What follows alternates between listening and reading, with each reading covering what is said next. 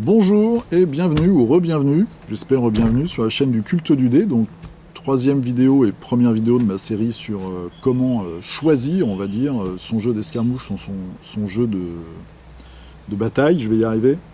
Aujourd'hui, je vais vous parler de la communauté. Alors, pourquoi je veux absolument vous parler de la communauté et pourquoi je l'ai mis en premier dans cette série de vidéos? C'est que si vous voulez basculer du côté obscur du jeu, c'est-à-dire passer vraiment au jeu d'escarmouche ou au jeu de bataille, donc ça va être Eden, Dark Age, Malifaux, Batman, Miniatures Game, etc., etc. On verra tout ça dans la dernière vidéo sur les univers. Ou alors un jeu de bataille, c'est un jeu avec vraiment une grosse armée, donc ça va être 40K, ça va être... Age of Sigmar, il y a quand même une armée qui est assez nombreuse, je pense. En tout cas, avec des unités. Vous avez King of War, Wrath of Kings, etc., etc. Bolt Action. Enfin bon, il y a plein de jeux. C'est des jeux qui jouent pas en solo déjà. Hein. C'est comme tous les jeux d'affrontement. Ça va être des jeux qui possiblement peuvent être compétitifs. Donc c'est des jeux où vous avez besoin d'ouvrir un petit peu normalement vos relations.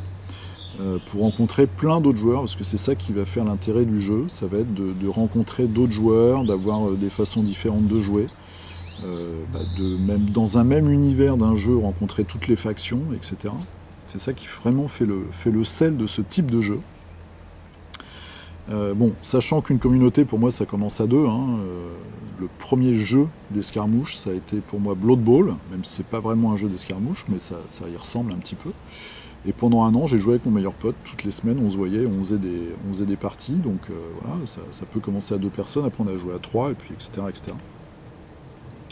Mais maintenant, on a plein d'outils pour pouvoir jouer où que l'on soit, même au fin fond de la Mandchourie. On peut jouer avec d'autres personnes. Donc je vais vous donner un petit peu des conseils déjà pour la trouver, cette communauté, où est-ce qu'elle est. Alors c'est très simple, hein, ça va être tout simple, vous allez voir. Et puis aussi des petites possibilités qu'on a maintenant de jeux par ordinateur. Donc il y a un programme qui s'appelle Vassal, qui permet de modéliser, on va dire, d'émuler, comment je peux dire ça, de simuler, c'est le mot que je cherchais, de simuler des parties de jeux d'escarmouche, ou même de jeux de bataille. Et là je vous mettrai un lien dans la description, donc sous la vidéo, vers une vidéo très récente, je crois qu'elle est d'hier, de Chilo, dont je vous avais déjà parlé, parce que sur sa chaîne, il fait des vidéos sur Malifaux. Et là, il a fait une petite vidéo qui est très courte et très intéressante sur le module Vassal pour Malifaux. Donc ce qui veut dire que si vous êtes chez vous, un petit peu isolé dans un coin où il n'y a pas de gens qui jouent au jeu auquel vous avez envie de jouer, et bien par Vassal, vous pouvez quand même faire des parties. Comme ça, vous n'êtes pas obligé de vous faire 100 bornes toutes les semaines ou tous les mois pour voir vos potes. Et puis après, le temps d'une convention ou je ne sais quoi, vous pourrez là jouer en vrai, entre guillemets. Mais en tout cas, il y a cette possibilité-là. Donc c'est Vassal. Et je vous mettrai donc le lien sous la vidéo dans la description là-dessus. Sinon, les communautés. Alors, quand déjà vous avez vu un jeu ou quelques figurines qui vous ont tapé dans l'œil, le plus simple, c'est d'aller sur le site du fabricant, tout simplement. En général, il y a un forum. Même si c'est un fabricant étranger, il y a souvent, pour les plus gros et pour les mieux faits, on va dire, une section étranger, et là vous avez Europe, et puis après France. Sinon, vous avez tout ce qui va être, je vous mettrai aussi un lien, les forums multijeux, donc par exemple Warmania, où moi je vais, où il y a à peu près tous les jeux, vous regardez dans Nouveautés, ou même dans Financement participatif, et vous avez plein de pages, et vous avez toujours un ou deux gars, quelque part, qui jouent à un jeu que personne connaît ou que personne pratique, mais il y a toujours des gens qui y jouent quand même. Cette phrase ne veut pas dire grand-chose. Ensuite, donc il y a les forums multijeux. Toujours sur Internet, vous tapez le nom dans Google, je vous apprends rien, vous tomberez sûrement sur des blogs. Vous avez ce qui marche très bien, moi je trouve, c'est les pages Facebook. Vous avez des groupes sur Facebook, et ce qui est bien, je trouve personnellement, dans ceux où je suis en tout cas, c'est que l'atmosphère est beaucoup plus simple et beaucoup plus convivial que pour les forums. Les forums, souvent, ça part un peu à droite, à gauche. Sur Facebook, on poste une image, on pose une question de règles, on poste ses figurines, on propose un événement, etc. On dit où on habite, avec des petits widgets, enfin. Tout ça est beaucoup plus simple, donc n'hésitez pas, si vous avez un compte Facebook, à aller chercher le nom du jeu, la communauté, et vous serez sûrement très très bien accueillis et vous pourrez trouver des joueurs. Ensuite, vous avez les magasins. Alors les magasins, bon, il y a Games Workshop, hein, il n'y a pas de mystère. Pourquoi il est premier? C'est parce qu'ils ont fait des magasins dans toute la France, à une époque où il y avait très très peu de magasins de hobby. Et ils ont comme ça agrégé en fait tous les gens qui voulaient s'y mettre, et puis ils ont pignon sur rue, ils sont très visibles, ils ont la plus grosse communauté, donc c'est le jeu le plus vendu, même si c'est pas le meilleur.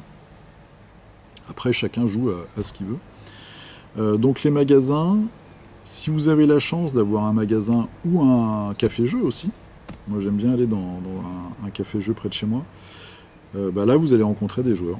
Même si le jeu n'est pas vendu dans le magasin, vous pouvez discuter avec le tenancier de l'établissement, ou alors les autres clients, et de toute façon, c'est un endroit où vous allez croiser des joueurs. Vous avez aussi les conventions, pardon. Les conventions, vous avez Paris et Ludique sur Paris, et puis partout, vous avez un tas de conventions, notamment sur les figurines. Il y a un nid qui n'est pas toujours recherché, c'est les conventions de peinture de figurines. Il faut savoir qu'il y a énormément en vérité de peintres de figurines, notamment historiques, et vous avez plein de conventions en fait partout, tout le temps. Donc ça peut être un bon endroit pour rencontrer des gens qui pas forcément vont jouer au jeu auquel vous voulez jouer, mais en tout cas il y aura des peintres de figurines, de science-fiction, de fantasy, il y aura des gens qui sont déjà dans cet univers-là, il y aura peut-être des petites boutiques, des trucs, et vous allez rencontrer des gens qui seront de toute façon dans l'univers. Ensuite, vous avez des grosses chaînes. Je vous mettrai le site de Beast of War. Donc, il y a une chaîne YouTube, un site aussi, qui est anglais, mais où vous avez là aussi, il parle de plein de jeux. Donc, il y a des forums, on peut s'inscrire, on peut discuter, on peut trouver des gens. Et puis vos amis, tout bêtement. Voilà, c'est pas compliqué. Les chaînes YouTube, c'est plus compliqué parce qu'on ne dialogue pas vraiment ensemble d'une façon directe. Mais en tout cas, on peut toujours rencontrer des gens comme ça. Pourquoi la communauté est très très utile? Déjà, si vous voyez un jeu qui n'est pas très répandu, pour moi, la première chose à faire, c'est l'essayer. Et c'est rencontrer des gens qui peuvent vous expliquer et vous donner plein d'infos dessus. Ça remplacera une vraie partie avec quelqu'un, ne sera jamais remplacé même par une vidéo, par des règles lues, par des articles de blog. Donc sur certains, et puis nous en France, sur des jeux comme Alchemy par exemple, sur des jeux comme Briscard, enfin vous voyez des jeux français comme ça, il y a Fury, j'en oublie plein, mais il faut y penser. Bon, Eden maintenant est super connu, mais vous pouvez aller sur les sites, donc notamment Warmania, ou alors les sites des fabricants, et là vous aurez des gens dans votre région sûrement qui vous diront bah tiens, je peux te faire une partie si tu veux, dans telle ville, etc., etc. Donc on est toujours content quand on sait quelque chose de l'expliquer aux autres, je pense. Donc il n'y a pas de problème, si vous voulez être initié, pensez à ça, jouez au moins une fois, pour vous rendre compte si la mécanique vous plaît, si l'univers vous plaît. Et puis de toute façon, les personnes que vous allez rencontrer à ce moment-là, c'est aussi les personnes avec qui vous allez jouer et qui potentiellement seront vos amis, donc ça vaut le coup. La communauté, c'est aussi celle qui va vous dire, entre guillemets, c'est un peu un gros mot, mais la vérité sur le jeu. Je m'explique. Il y a des... par exemple, si vous prenez Malifaux, qui est un jeu fabriqué aux États-Unis, vendu par une entreprise assez importante, ou même je vais prendre les Game Workshop. Game Workshop a tout un tas de médias en fait qui vous vendent ces jeux. Donc vous avez le site, vous avez les boutiques, donc les vendeurs, vous avez des chaînes YouTube, etc. etc. Et puis on vous dit, bah tiens, tu as un starter, donc ça j'en parlerai dans la vidéo suivante sur le budget, vous avez un starter qui coûte tant et vous pouvez commencer à jouer.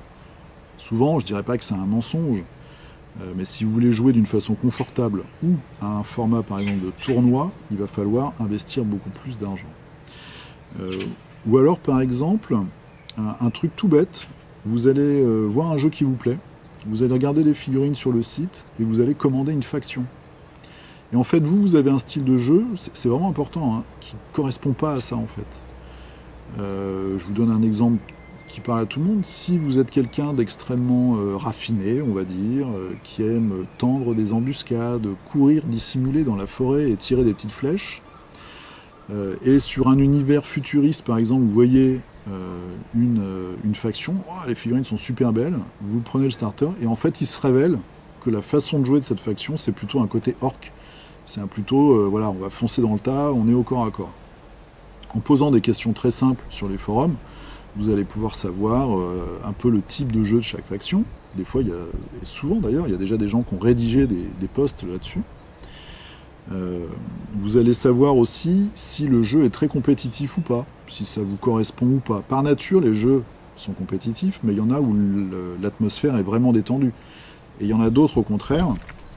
Je prends par exemple, sans dire trop de bêtises, mais War Machine Horde, ou même X-Wing, c'est pour moi un jeu d'escarmouche, c'est des jeux qui sont par nature et de par leurs règles très compétitifs. Donc si ça ne vous correspond pas, bah, faut peut-être passer à autre chose. En tout cas, c'est très important déjà moi je pense, de prendre des contacts avant même de se lancer, pour être initié, pour voir un petit peu, prendre un peu la température, et savoir comment, si tout ça vous va bien. Il y a tellement de possibilités maintenant de jeux différents, que ce serait bête, je trouve, de commencer un jeu, et puis parce que une incompréhension, ou parce que c'est trop cher, ou parce que l'ambiance elle est vraiment pas ce que vous recherchez, d'abandonner et de passer votre chemin. Parce que les hobbies de figurines, c'est vraiment super. Vous allez, il y a un aspect de création, il y a un aspect de bricolage.